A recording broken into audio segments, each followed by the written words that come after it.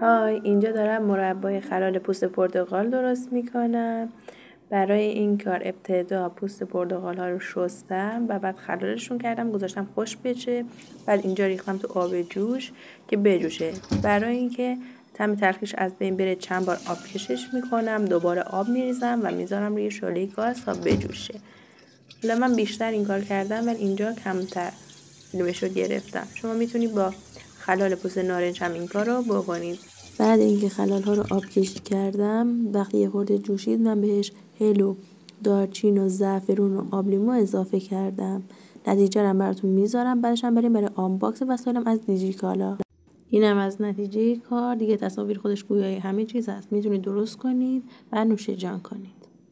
بریم بازش کنیم ببینیم که من چیا رو سفارش داده بودم.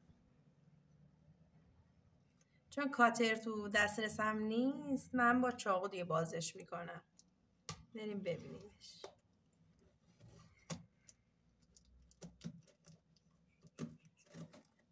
حالا بعضی چیزاش یادمه که چی سفارش داده بودم. یه چند تا روغن بود، بقیه‌اش هم دیگه یادم نیست چون واسه خیلی وقت پیشه و جدید نیست. دقیق یادم نیست که چی سفارش داده بودم. حالا بریم با هم دیگه ببینیمشون و یک آنباکس خوبی داشته باشیم. خب این اولین روغن موم هستش که روغن موی زیتونه، بعد ضد ریزش مو هستش.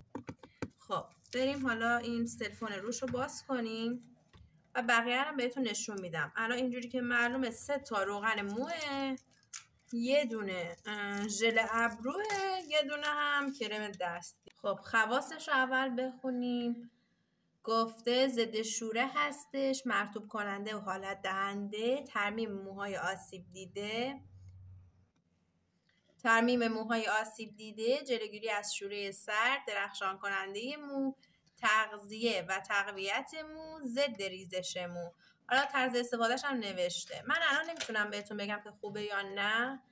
فعلا من آنباکسش رو میکنم، بعد نتیجه رو بهتون میگم. حجمش هم نسبتا خوبه. قیمتش بالا یادم نمیاد دقیقا چند تومن داده بودم. خب به این شکله. اگه سر اسپریش رو بتونم باز کنم، یه خورده سفته، یه خورده روی دستم اسپریش میکنم. فکر کنم خب اومد. فکر کردم سر اسپریش خرابه. پکیجینگش خوب بود، عطرش رو دوست داشتم. این هم از خود محصول که خوب بود به نظرم. بریم برای ادامه بقیه وسایلی که من خریدم.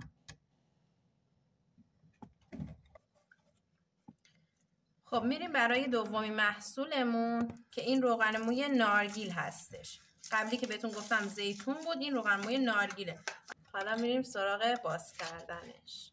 اینم به این شکل شبیه همون قبلیه هستش. خب بریم که این رو هم تستش کنیم، ولی چون دست من روغنیه فکر نکنم خوب بتونم باز کنم، ولی باز شد. محکم کشیدم. خب این رو هم تست میکنم. اول یه ذره تکون بدم، شاید به خاطر همین بیرون نمیاد. خب بوی نارگیل میده، ولی قبلیه بوی زیتون نمیداد، ولی یه بوی بهتری میداد. اما این بوی خود نارگیل رو میده. اینجوری بهتون بگم. حالا نمیدونم اسانس حالا چی داشت که من دقیق نمیدونم. بعدا براتون ترکیباتش رو هم میخونم. فعلا که تا اینجا خوب بود. حالا رو موهام باید استفاده بکنم تو دراز مدت، بعد نتیجهش رو بهتون بگم. این رو هم از سومین محصولمون که خریدیم. یه خورده باز کردنش ممکنه طول بکشه. رنگش اگه معلوم باشه، زیاد معلوم نیست. بوش رو بهتون بگم. تقریبا با بوی نارگیل قبلی که زدم قاطی شده. فکر کنم بوی همون بادوم رو بده. از همینجا بازش میکنم. بوش رو بهتون بگم. بوی زیاد خاصی نداره. بوی بادوم میده تقریبا. آره ولی بوش اصلا زیاد معلوم نیست، ولی فکر کنم بوی همون بادومه. فقط تا الان اینجا این روغن موی زیتون خیلی بوش عالی بوده به نظر من. البته خب ترکیباتش رو براتون بخونم. ترکیبات شامل پارافین، روغن بادام، سیکلومتیکون، روغن سیلیکون، روغن اوملا، اسانس، نگهدارنده رنگ، ویتامین و یه چیزای خارجی هم نوشته که نمیدونم چیه. اینا شد ترکیباتش.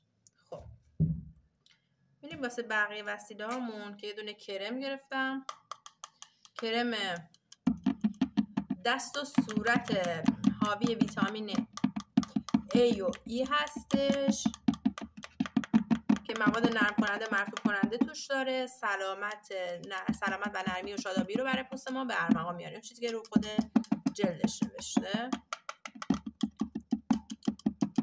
به این شکل. این هم از نمای کار که کاملا پلمپه، چون من هنوز نمیخوام استفاده بکنم. وقتی استفادهش کردم نتیجه رو بهتون میگم، ولی چون من قبلا همین داشتم میدونم که عطرش رو دوست دارم، کاراییش هم خوبه نسبتا. نمیتونم بگم عالیه ولی از نظر من خوبه، دست رو نرم و مرطوب میکنه. خب بریم برای آخرین مورد. این دیگه معلومه دیگه، ژل لیف ابروه.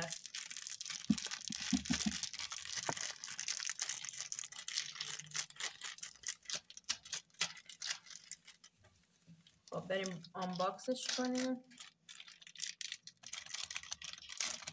یه دست نماغن روغن گرفته حالم بد.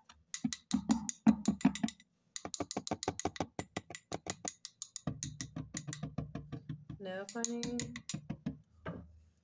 حالا سر اینو باز میکنیم ببینیم چه جوریه. اینم فعلا نمیتونم استفاده کنم، بعدا استفاده کردم نظرمو بهتون میگم. فعلا به این شکله که خوبه، باب من هستش فعلا. اگه کارایش هم که خوب باشه عالیه. خب خیلی ممنونم از این که این ویدیوی منو نگاه کردید. لطفاً لایک و ساب و کامنت فراموشتون نشه. اینم بهتون بگم تا یادم نرفته، من امشب فصل دوم مجموعه داستان آنشری رو و پارت دومش رو براتون ASMRش رو میخونم. پس کانال من رو دنبال بکنید، لایک و کامنت و ساب بکنید و اینکه خیلی ممنونم من رو دنبال میکنید. خدا نگهدارتون.